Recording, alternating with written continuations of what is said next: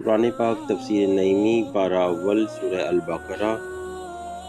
وَمِنَ النَّاسِ مَن يَقُولُ آمَنَّا بِاللَّهِ وَبِالْيَوْمِ الْآخِرِ وَمَا هُم بِمُؤْمِنِينَ۔ اور کچھ لوگ کہتے ہیں کہ ہم اللہ اور پچھلے دن پر ایمان لائے، وہ ایمان والے نہیں۔ تعلقات۔ پہلا تعلق، اس سے پہلے کی آیتوں میں خالص مومنوں اور خالص کافروں کا ذکر ہوا۔ اب ان منافقوں کا ذکر فرمایا جا رہا ہے جو دل سے کافر تھے اور زبان سے مومن بنتے تھے۔ چونکہ ان کی حالت مومنین اور کافرین کے درمیان تھی، لہٰذا ان کا ذکر ان دونوں کے بعد میں کیا گیا۔ اس لیے درمیانی چیز جب ہی سمجھ میں آ سکتی ہے جب اس کے دونوں کنارے معلوم ہوں۔ دوسرا تعلق، اس طرح ہو سکتا ہے کہ اس سے پہلے کھلے ہوئے کافروں کا ذکر تھا اور اب چھپا ہوا کافر ظاہر کافر کے مقابلے میں زیادہ خطرناک ہے، لہٰذا اس کا ذکر بعد میں کیا۔ شان نزول، مدینہ منورہ میں ایک شخص عبداللہ بن ابی تھا جس کو وہاں اچھی نگاہ سے دیکھا جاتا تھا اور قریب تھا کہ اس کو وہاں کا سردار بنا دیا جائے، لیکن جب آفتاب اسلام صلی اللہ علیہ وآلہ وسلم نے وہاں جلوہ گری فرمائی اور مدینہ والوں کے دل نور ایمان سے جگمگائے تو اس کی عزت و آبرو میں فرق آ گیا۔ اس کی طرف مدینہ والوں کا وہ رجحان نہ رہا جو پہلے تھا، اس لیے اس کے دل میں بغض و عناد کی آگ بھڑک اٹھی، مگر یہ بہت چالاک تھا۔ اس نے خیال کیا کہ اگر میں ظاہر طور پر مسلمانوں کا مخالف رہوں تو میری خیر نہیں، اس لیے بظاہر تو یہ مسلمان ہو گیا مگر دل سے سخت رہا، اور اس نے یہ روش اختیار کی کہ مسلمانوں کے سامنے حضور صلی اللہ علیہ وآلہ وسلم کے اوصاف بیان کرتا اور کہتا کہ یہ وہی نبی آخر الزماں ہیں جن کی خبر تورات میں دی گئی، اور جب کفار سے ملتا تو مسلمانوں کے خلاف باتیں کرتا اور دل میں خوش ہوتا تھا کہ ہم دونوں جماعتوں کے پیارے ہیں۔ اس کے ساتھ بہت سے لوگ مل گئے جس سے اس کی پوری جماعت ہو گئی، جن کا نام منافقین ہے۔ ان لوگوں کے بارے میں یہ آیات کریمہ اتری۔ تفسیر، رب تعالیٰ نے مسلمانوں کی صفات میں اس جگہ 4 آیتیں نازل فرمائیں اور کھلے کافروں کے متعلق 2 آیتیں، لیکن منافقوں کے عیوب 13 آیتوں میں بیان فرمائے، یا تو اس لیے کہ یہ زیادہ خطرناک تھے اور یا اس لیے کہ مسلمان ان کو پہچان نہ سکتے۔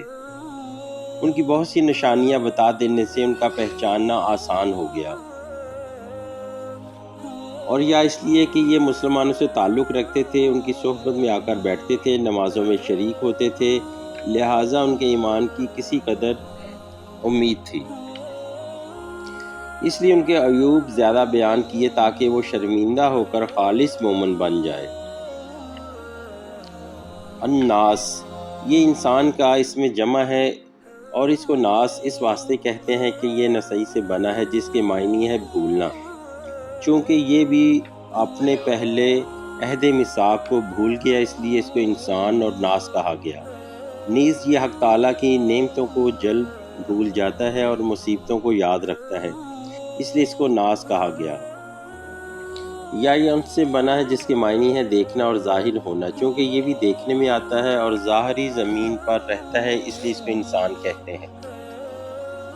اور جن چونکہ زمین کے چھپے ہوئے حصے میں آباد ہیں اس لیے انہیں جن کہتے ہیں۔ بعض لوگ کہتے ہیں کہ انسان اور ناس ان سے بنا ہے جس کے معنی ہے محبت، چونکہ انسان بھی اپنے ہم جن سے بہت زیادہ محبت رکھتا ہے، اس لیے اسے انسان کہتے ہیں۔ من واحد تثنیہ جمع سب کے لیے بولا جاتا ہے کیونکہ یہ لفظاً واحد ہے، اور معناً جمع اس لیے اس کی طرف واحد اور جمع دونوں قسم کی ضمیریں لوٹ سکتی ہیں۔ اس آیت میں یقولو بصیغہ واحد فرمایا گیا، اور آمنا اور ہم اور بمؤمنین یہ سب جمع کے طریقے پر، کیونکہ لفظ من میں دونوں کی گنجائش ہے۔ اس آیت میں 2 چیزوں پر ایمان لانے کا ذکر ہوا، ایک اللہ اور دوسرے یوم آخر، اس لیے کہ دونوں ایمانیات کے گویا کنارے ہیں۔ منافقین سارے ایمانیات کے ماننے کا دعویٰ کر رہے ہیں اور یہ کہتے ہیں کہ ہم رب تعالیٰ سے یوم آخر تک کی تمام چیزوں پر ایمان لے آئے۔ کتاب، نبی سب اس میں آگے، اور یہ اس لیے کہ ان کے کلام میں فریب تھا۔ کیونکہ یہ لوگ جو یہودی تھے اور وہ اللہ اور قیامت کو تو پہلے ہی سے مانتے تھے، انہوں نے یہاں ایسا لفظ بولا کہ جس سے دو پہلو نکلے۔ مسلمان تو سمجھ لیں کہ یہ ایمان لے آئے اور اپنے ہم جنس کفار سے یہ کہہ سکیں کہ ہم مسلمان نہیں ہوئے، ہم نے تو اپنے اصلی عقیدے کو بیان کیا۔ تفسیر روح البیان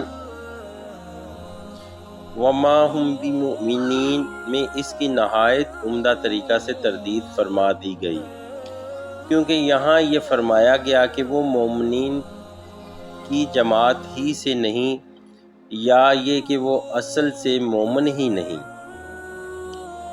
خلاصہ تفسیر: اس آیت کریمہ میں منافقین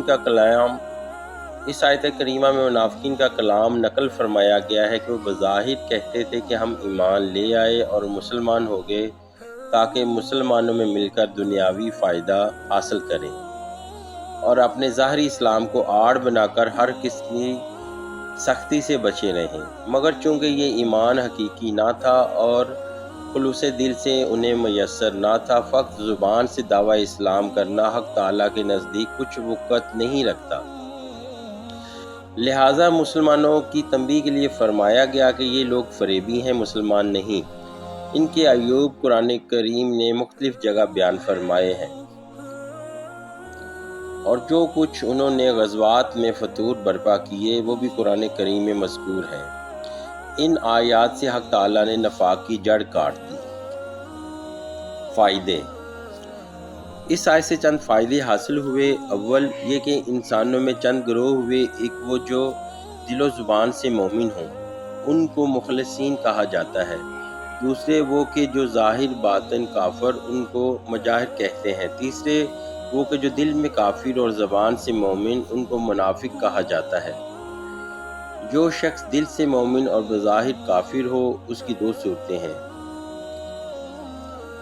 اگر کسی سخت مجبوری کی وجہ سے ایسا کر رہا ہے تو مخلصین میں داخل ہے۔ قرآن کریم فرماتا ہے إِلَّا مَنْ أُكْرِهَ وَقَلْبُهُ مُطْمَئِنٌّ بِالْإِيمَانِ، مگر اس صورت میں ضروری ہے کہ مجبوری کے دور ہوتے ہی اپنے ایمان کو ظاہر کر دے، اور اگر بلا سخت مجبوری کے کفر ظاہر کرتا ہے تو وہ شرعاً مسلمان نہیں، اور نہ اس پر اسلامی احکام جیسے کہ تجہیز و تکفین و نماز جنازہ وغیرہ وغیرہ جاری ہوں۔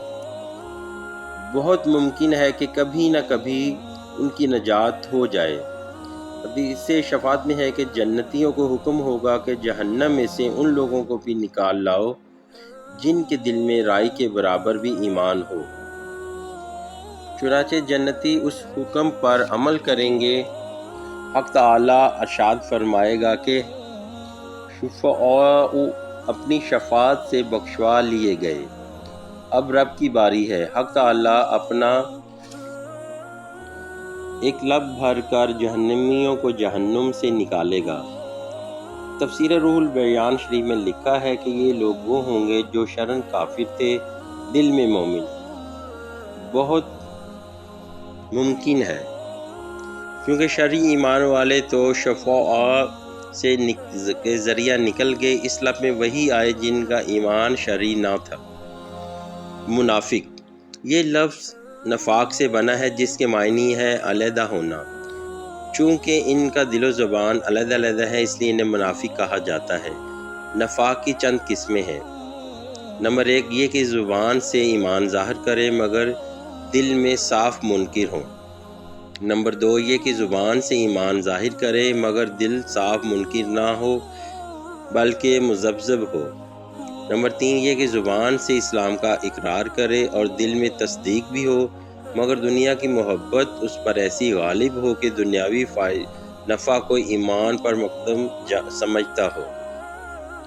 دنیا کے لیے لشکر اسلام کا مقابلہ اور اہل اسلام کی بربادی اور دین کی مذمت اس کے نزدیک کچھ مشکل نہ ہو۔